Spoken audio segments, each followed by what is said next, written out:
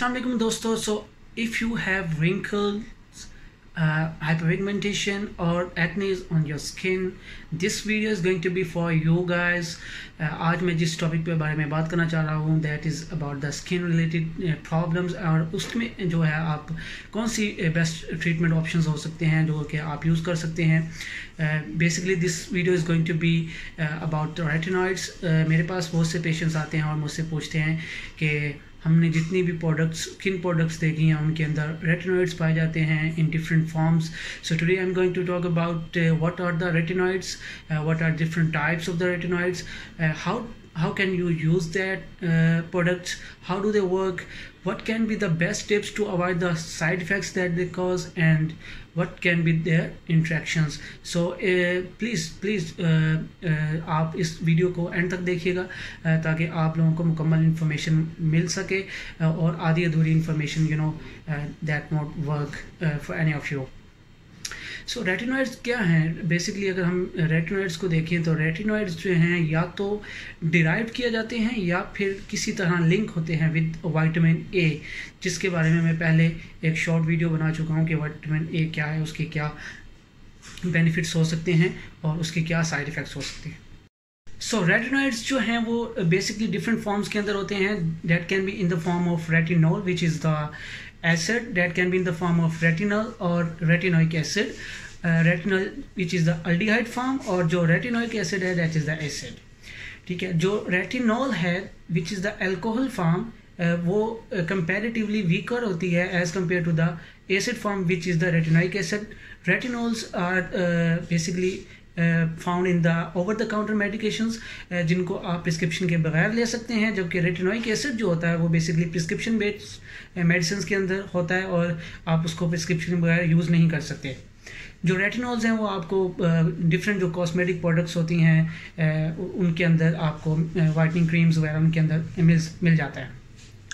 तो अब हम इसके डिफरेंट फंक्शंस की तरफ जाएंगे कि इसके क्या डिफरेंट फंक्शंस हैं और रेटिनॉइड जो होते हैं वो इसमें किस तरह काम करते हैं.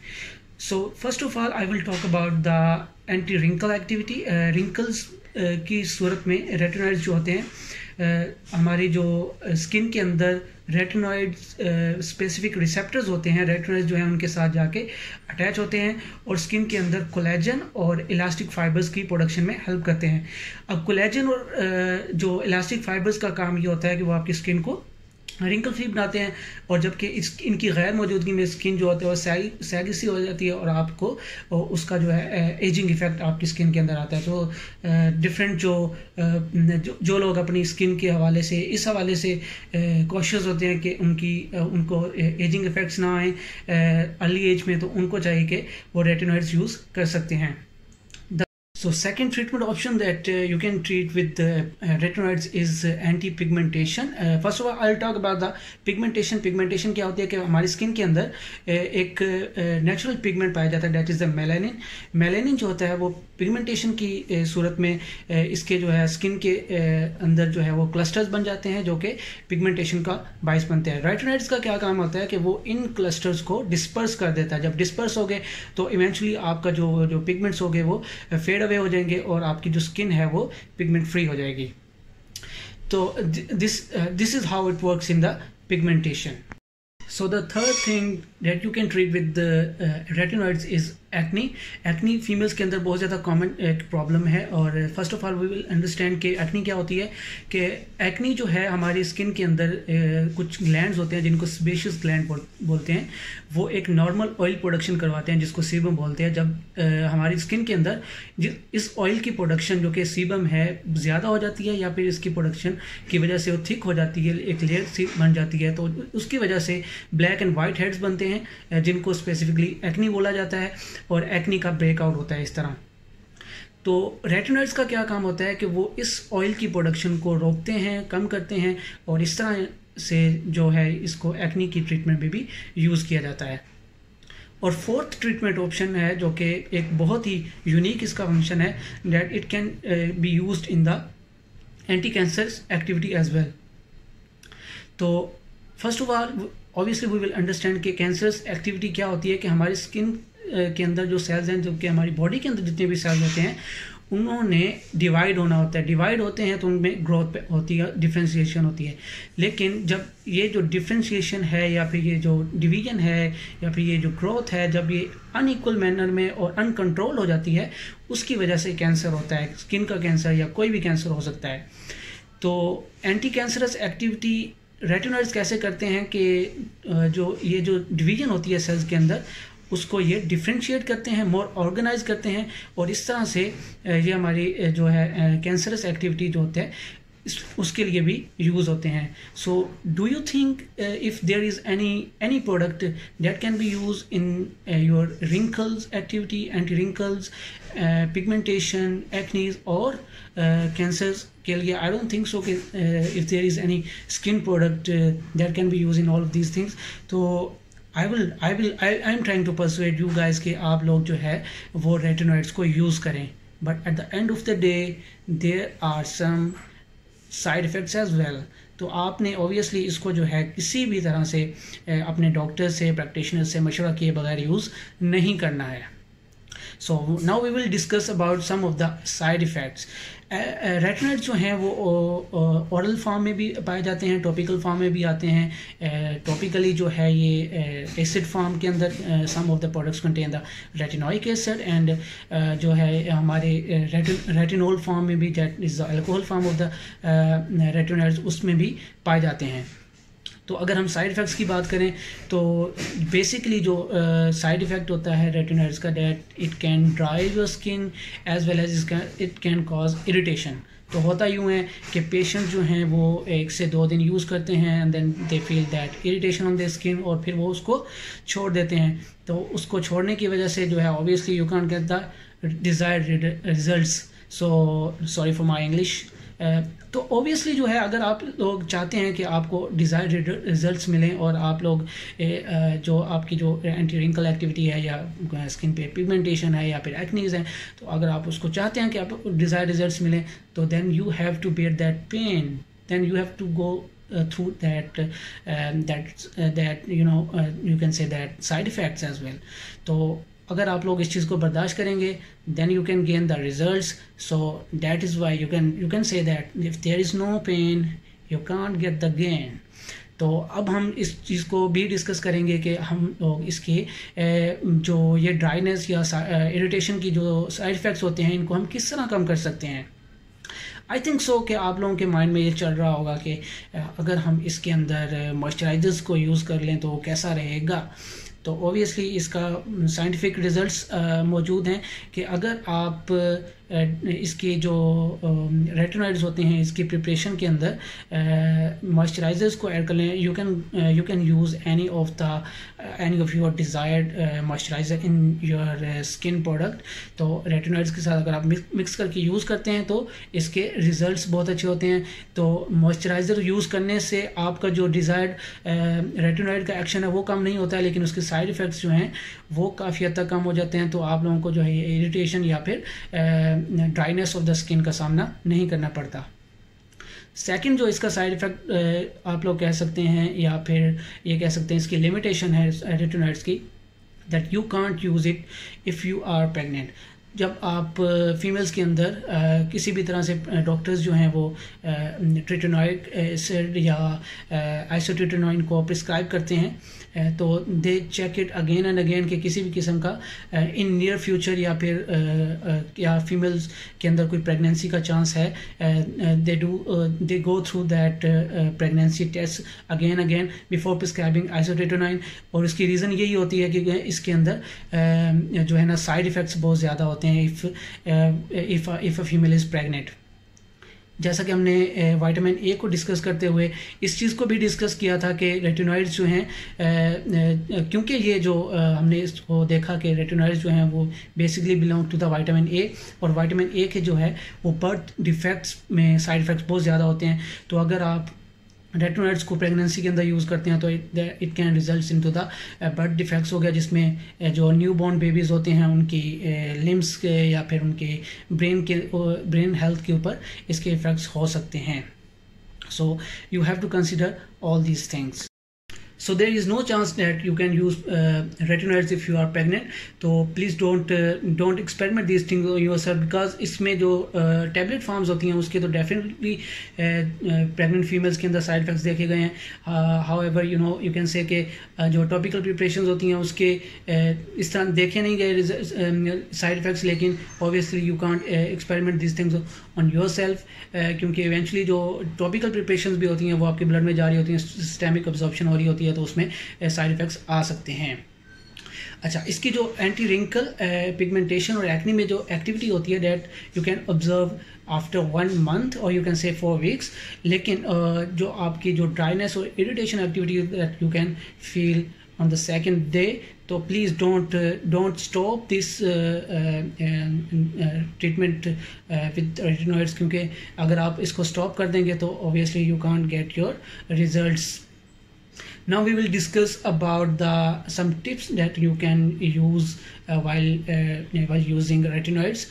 तो first of all we will start कि आप लोगों ने इसको ट्रीटमेंट, इसका ऑप्शन क्या हो सकते हैं, इसका ड्यूरेशन क्या होगा, और इसमें जो है आपने किन ट्रिक्स को यूज़ कर सकते हैं ताकि आपको साइड इफ़ेक्ट्स कम हो. That we have discussed earlier कि सबसे पहले आपने तो थोड़े से स्टार्ट करना है और स्लोली स्टार्ट करना है, क्योंकि मैंने कुछ मेरे फ्रेंड्स पे I have seen some people के जो ये चाहते हैं कि हमें ओवरनाइट रिजल्ट्स मिलें. ऐसा कोई सीन नहीं है. आप लोगों को वेट करना होगा और आप लोगों को कंटिन्यूसली मेडिसिन को यूज़ करना होगा और आपको ओवरडोजिंग नहीं करनी है, क्योंकि रेटिनॉइड्स जो हैं वो आपकी स्किन को पील ऑफ कर देते हैं. तो अगर आप लोग ओवरडोजिंग करेंगे you can feel that results कि आप लोगों की स्किन जो है वो डैमेज हो सकती है. क्योंकि मैंने एक पेशेंट ऐसा देखा जिसको डायग्नोस किया गया कि आप लोगों की जो ये रिंकलिंग हो रही है या पिगमेंटेशन हो रही है, और उनको सजेस्ट किया गया कि आपने जो है एक pinch of amount of retinoid आपने यूज़ करनी है ऑन द स्किन, और फिर आपने पूरी स्किन के ऊपर उसको यूज़ करना है. लेकिन उसने क्या किया कि ओवरनाइट रिजल्ट्स लेने के लिए पूरी स्किन के ऊपर आपने एक्सेसिव यूज़ ऑफ रेटिनॉइड किया. तो जब सुबह उठ के देखा तो ऑब्वियसली उसकी जो स्किन थी वो पील हो चुकी थी, बहुत ज़्यादा ख़राब हो चुकी थी. तो आप लोगों ने ऐसा नहीं करना है. रेटिनॉइड्स के अंदर जो है वो मॉइस्चराइज़र को ऐड करने से बहुत बेहतर रिजल्ट्स देखे गए हैं. उसकी जो एक्टिविटी होती है उसमें कमी नहीं होती, लेकिन उसके जो साइड इफ़ेक्ट्स होते हैं उसके अंदर कमी वाक़या होती है. तो आप लोग उसके साथ इसको मिक्स कर सकते हैं.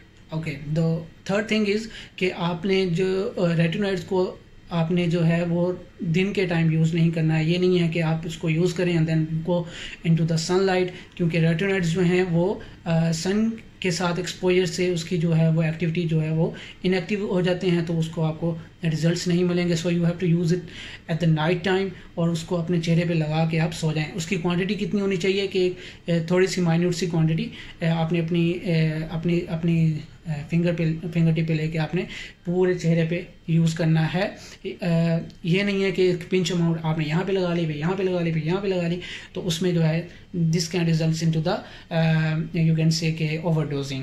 तो आपने ये नहीं करना है. Okay, so now we will discuss about some of the interactions of the retinoids with other medicines. तो इसमें जो mainly interactions देखे गए हैं that have been seen between salicylic acid and benzoyl peroxide. Benzoyl peroxide भी basically जो है उसको एक्ने में यूज़ किया जाता है. तो आपने अगर आपके जो कि जिस चीज़ से रोका जा रहा है कि आपने ओवरनाइट रिजल्ट आपको नहीं मिलने वाला, तो आपने इन दोनों को इकट्ठा यूज़ नहीं करना है. अगर आपको बेंजोइल पेरोक्साइड और रेटिनॉइड्स इकट्ठे जो है वो रिकमेंड किए गए हैं, तो आप ये कर सकते हैं कि बेंजोइल पेरोक्साइड को आप डे टाइम में यूज़ करें थ्रू आउट योर डे, और उसके बाद आपने अपना फेस वॉश करके रात के टाइम आप जो है you can use your retinoids bye mixing with the moisturiser. The second thing is कि मॉइस्चराइज़र जो है वो आपने थ्रू आउट योर डे आपने उसको यूज़ करना होगा, क्योंकि इसमें जो है ड्राइनेस जो है वो रेटिनॉइड्स उसकी कॉज होती है. अगर आप इसको विद बेंजोइल पेरोक्साइड भी यूज़ करते हैं तो उसमें जो है आपको आपकी ड्राइनेस ऑफ द स्किन बहुत ज़्यादा हो जाएगी, क्योंकि बेंजोइल पेरोक्साइड भी इवेंचुअली क्योंकि वो एक्ने में यूज़ होता है तो वो भी आपके सेबम की प्रोडक्शन को कम कर रहा होगा, जिसकी वजह से स्किन ड्राई होगी, और जब स्किन ड्राई होगी तो आपको मॉइस्चराइज़र जो है वो through out your day use करना होगा. So you have to avoid using benzoyl peroxide and retinoids you can say together. तो आप बेंजोइल पेरोक्साइड को डे टाइम में यूज़ करेंगे एंड रेटिनॉइड को आप रात के वक्त यूज़ करेंगे। द सेकंड थिंग इज़ कि अगर आप 1 वीक तक आप इसको रेटिनॉइड्स को यूज़ करते हैं, आपने 1 वीक तक आपने इसको किस तरह यूज़ करना है कि एक दिन छोड़ के या एक रात को छोड़ के दूसरी रात ओवर अपने अल्टरनेट नाइट्स में इसको यूज़ करना है। और अपने 1 वीक यूज़ करने के बाद अगर आपने देखना है कि आपको कोई सीरियस साइड इफ़ेक्ट्स नहीं आ रहे बिकॉज ऑफ यूजिंग रेटिनॉइड्स, तो आप इसको जो है फिर कंटिन्यूसली यूज़ करेंगे विदाउट गिविंग एनी गैप्स। आप इसको हर रोज़ हर रात को आप इसको यूज़ कर सकते हैं by mixing with your moisturiser. Okay, so in case of acne you have to use retinoids for minimum for the 2 months। और आपने बाकी रिंकल्स और पिगमेंटेशन की एक्टिविटी में आप इसको फॉर 1 month और 4 weeks यूज़ करेंगे, लेकिन for acne you have to use minimum for the 2 months। और 2 months यूज़ करने के बाद अगर आपको रिजल्ट्स नहीं मिल रहे हैं, डिज़ायर रिजल्ट्स आपको नहीं मिल रहे हैं, तो then you have to check with dermatologist again. वो फिर इसकी फ्रीक्वेंसी या फिर इसकी ड्यूरेशन और इसकी जो डोज होगी उसको इंक्रीज़ करेंगे, तो then you will get your results. इसके अलावा जो रेटिनॉल्स जो होते हैं वो हमारे रेटिनॉइड्स की निस्बत कम स्ट्रॉन्गर होते हैं, लेकिन उसकी जो है वो स्किन के ऊपर जेंटल होते हैं और उसके रिजल्ट्स आते हैं। So you don't have to confuse it के रेटिनॉल्स को हमने यूज़ नहीं करना है या फिर जो आपकी स्किन प्रोडक्ट्स होती हैं उसके अंदर क्योंकि ज़्यादा रेटिनॉल्स होते हैं, तो यू कैन से कि आपको इसके रिजल्ट्स नहीं मिलेंगे। You will obviously gate your results, लेकिन बट इसके जो है इसमें थोड़ा सा टाइम ज़रूर लगता है।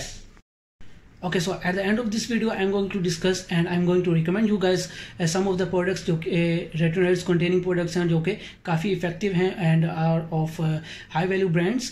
First of all I'll discuss about the Differin Gel। Differin Gel के अंदर एडापिलिन पाया जाता है 0.1% which is 3rd generation retinoids, और इसके जो है 3rd generation which is the advanced product, तो इसके जो है साइड इफेक्ट जो कि ड्राइनेस और पीलिंग की सूरत में आते हैं उसके अंदर बहुत ज़्यादा कमी देखी गई है। इसके अलावा ये जो है कॉस्ट इफेक्टिव भी है, that you can find on the Amazon, और इसका जो लिंक है वो I'll drop in the description, so you can check out there as well।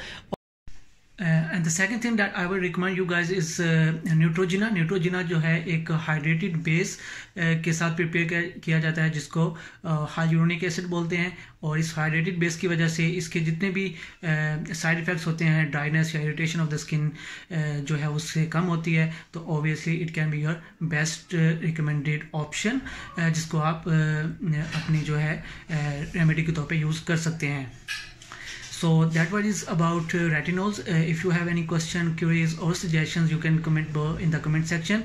And if you think my videos are going good और आप लोगों को इससे कुछ फ़ायदा हो रहा है, then you can also recommend to your friends कि वो मेरे चैनल को सब्सक्राइब करें, आप मेरे चैनल को सब्सक्राइब करें and help me in this journey of mine। So that what is about retinols। Have a good day।